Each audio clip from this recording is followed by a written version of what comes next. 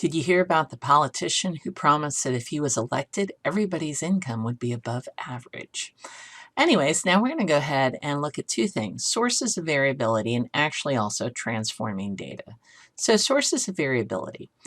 An instrument is something that we use to take measurements of data. They can take different forms, including surveys, scales, meters of various types, visual to determine color, and rulers. I actually personally worked in analytical instrumentation back after college. And the meters that we used, they were actually quite expensive, like 20, 30,000. Online ones could go up to $300,000. And we sold them all around the world to measure different things. And one of my jobs, let's say if I was selling one to measure sulfur in diesel, which was one of our big markets, I would take a sample of diesel and put it in the instrument and measure it 10 times and report the average and the standard deviation and compare it to what it was actually supposed to be. And the reason is instruments sometimes have error and they vary naturally. So measurement variability explains differences in our results. So they can result from a lack of precision in the instrumentation, like I described before, or differences in how two different people read the measurement. So there are some measurements that we take by eyeball, or even if we're trying to use a ruler, sometimes we're not quite sure which marking we want to go to. When we take samples or measurements, we're trying to estimate the parameter, the actual value, using the statistic. So if we measure the heights of students in a classroom, if I measured one student multiple times, you wouldn't expect a lot of variability there. But if I measured the heights of all the students in one class, I know I have one class where 6'3", my tallest student is that tall, and the shortest is probably like 5'2". Is that because I'm making errors in measurement? No, that's called natural variability. And there's just some natural variation between us. So at the beginning of our year, we actually did this little thing called random rectangles, where we were trying to estimate the parameter for the average area of the population of rectangles.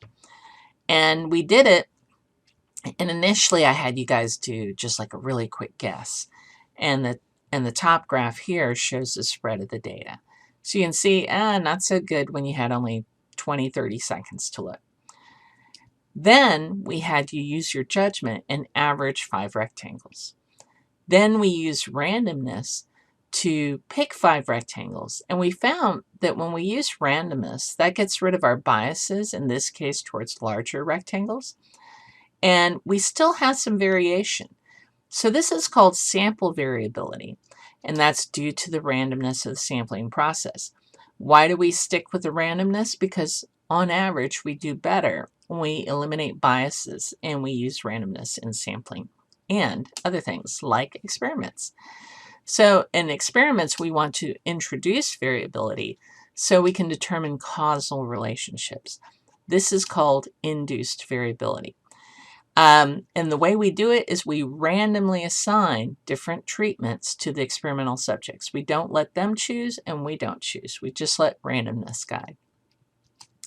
So now we're going to hit another topic, which is transforming data and what that effect that has on statistical measures. So I looked up the weights of the senior football players on the 2017 Texas A&M roster. And you can see here, I think the lightest is 185 and the heaviest is 305. Note these are actually not listed in ascending order. So we're going to do a little story here. We're going to send the football team, the seniors, to Paris. And when they're going to get weighed when they get there. Well, the scales in Paris are not pounds, they're kilograms. So to convert, you take the pounds and multiply by 0.454. And then you get these values here. And I'll show you those values in a second. Then we'll say they spent a month or 2 in Paris and they ate a lot and they had a fabulous time and they gained 10 kilograms apiece. All right, so this is their new weights. I added 10 kilograms to every player. And then they come back to the US and we weigh them back and see how they do. All right, so there are some cool tricks you can do on the calculator. You can actually do work in the tables. And so I can take list 2 and say, oh, let me just take list 1, doing it the slow way there, and multiply by 0.454. And voila, there is my list of numbers. Then I can say, oh, let me add 10 kilograms to all of them. So I'm going to take second list 2. You can actually do second 2 as a shortcut and add 10 kilograms and hit enter. Then I'm finally going to convert back to pounds. So I'm going to take list 3 and then divide that by 0.454. And that gives me my new data. So what we're going to do, let me go ahead and fill in the data points right here. We're going to take this list of data, so we've actually transformed this data, and look at the impacts on the statistical measures every time we do that. So first of all, we need the original statistical measures, which are here. So this is list 1 after I ran one var stats. I'm also going to add IQR to the things I'm looking at and percentile, and I'm going to look at player 4 in particular. So IQR is Q3 minus Q1. So there you go. In this case, it's 41.5. My percentile, well, I'm looking for my 4th player, and I highlight all the ones that have weights lower than my 4th player and divide that by the total. And there are 5 players below for 42%. So it's a 42nd percentile. Now I'm going to go ahead and calculate the one variable statistics for list 2. So you can see there the list of data. All right. So we go to calc, one var stats, and make sure I put list 2 so I can pick list 2 there and then calculate. And here are my new statistics. And if I scroll down, I can see my 5 number summary as well. All right. So we can go ahead and put those in here. And that's the readings I get from the calculator. I still have to go back and figure out IQR and my percentile, which I did. So percentile didn't change. Could I have done a shortcut? Would I actually have to convert the data and do one var stats to see my new statistics? What if I just multiplied these numbers by 0.454? Am I getting the same numbers? Yes, I got the same numbers for everything except for percentile, which makes sense because player 4 is still going to be heavier than 5 players when they go to France as he was in the US before they got on the plane. So, all right. And there are the numbers that changed when we multiplied. Pretty much every measure except for percentile. All right, so now let's go ahead and look at list 3. So I ran one var stats for these. Let's go ahead and calculate. This is after they gain 10 kilograms. And I'm going to calculate IQR. So IQR is 121 minus 102. There we go. And my percentile is still pretty much the same. So there we go. Could I have gotten all my, instead of creating, adding 10 pounds to every data point, could I have just added 10 kilograms, to each of the statistics? Well, it's working for min and Q1 and median. Q3 works. The max works. The IQR actually didn't change, so that's interesting. And then the mean does go up by 10, but the standard deviation doesn't change, and neither does the percentile. So only statistics indicating location, not spread, changed. All right, so only location has changed when we add or subtract.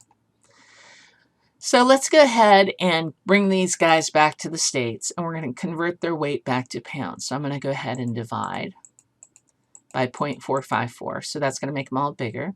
Let's calculate our IQR and figure out our percentile again. And there we go. So we notice that every measure, because we're dividing here, changed. By the way, I could have just gone from here to here by adding about 22 pounds. So you'll notice going from here to here, the IQR did not change and the standard deviation did not change. So what measures change when we add or subtract a constant? Only measures of location, which is a 5-number summary in the mean. Which measures, spread does not change. Which statistical measures change when we multiply or divide by a constant? All statistical measures change except for things that are already standardized, like percentiles and something I'll teach you in the future called z-scores. So let's go ahead and take a look at the dot plot, which is another way to look at the data. So these are all the same people, except I have their weights here. So then they went to, I weighed them again in France, and this is their weight in kilograms. You can see that it looks very similar, but the scale's different, the spread's different, and the location's different. And so when we divided, we actually multiplied, we changed everything except for the percentile. Then we added 10 kilograms. So what happened from this dot plot to that dot plot? It just shifted, all right? So when you add or subtract, all dots shift, but the distances between them, which measures spread and variability, doesn't change. Then we multiply again, and we can see that everything pretty much changes in terms of location and spread, except for standardized values like percentiles. So we can generalize this to kind of come up with some rules. If you are multiplying your data, you actually don't need the original data points. If you want to find the new stats, just multiply your measure of position by A, and that also applies for your measures of spread. Standardized measures do not change, so you don't have to recalculate those. It's easier. And it's even easier when we're adding numbers to data because the only things that change are the measures of position, and all we have to do is add that value. Measures of spread do not change, and neither do standardized measures. All right, finally we have, let's say you multiply and then add. All right, well, you would multiply by A and then add A for measures of, add B for measures of position. That makes sense. So if I was changing from Fahrenheit to Celsius or Celsius to Fahrenheit, I would go ahead and multiply by whatever fraction and add, let's say I'm going Celsius to Fahrenheit, multiply by 9/5 and add 32. But if you're doing spread, we only use the multiplier. So if I had a standard deviation in Celsius, I would only multiply by 9/5 to get my spread in Fahrenheit. And of course, standardized measures do not change. So let's do one last example. We're going to send our football team, the original football team before they went to France with their original 5-number summary, to the moon. All right, so there's the original 5-number summary in the mean and the original spread. We're going to put them in a spacesuit, and I actually looked up roughly the average weight of a spacesuit. It's about 180 pounds. And so let's go ahead and see what happens there. We're going to put them in the spacesuit before we put them on the spaceship. They usually do that. So they're going to feel kind of heavy with an extra 180 pounds on them. So add the weight of the spacesuit only to the measures of location, which means my 185-pound guy feels like he weighs 365 pounds. My 305-pound guy feels like he weighs 485 pounds. Now, what happens to spread? Well, my 185 and 305-pound guy, I'm looking at the range here, are about 120 pounds apart. My 365-pound guy, which is my lightest guy, and my heaviest guy at 485 are still 120 pounds apart. The spread doesn't change when we just add, and if we add the same number to everybody. Then once you get to the moon, we only weigh 0.165 of our Earth weight. And so, wow, my guys feel a lot lighter. Can you imagine being on the moon? If you felt like 365 pounds here and you only feel like 60 pounds up there, that's probably pretty awesome. Now you can see that my spread is much smaller now because my heaviest guy feels like he only weighs 80 pounds. So my spread also changes. I multiply all my measures by 0.165. The only things I wouldn't touch, and I'm not really expecting you to do them, are percentiles because those don't ever change unless, you actually have different changes within the data. So not everybody goes up by the same amount or something like that.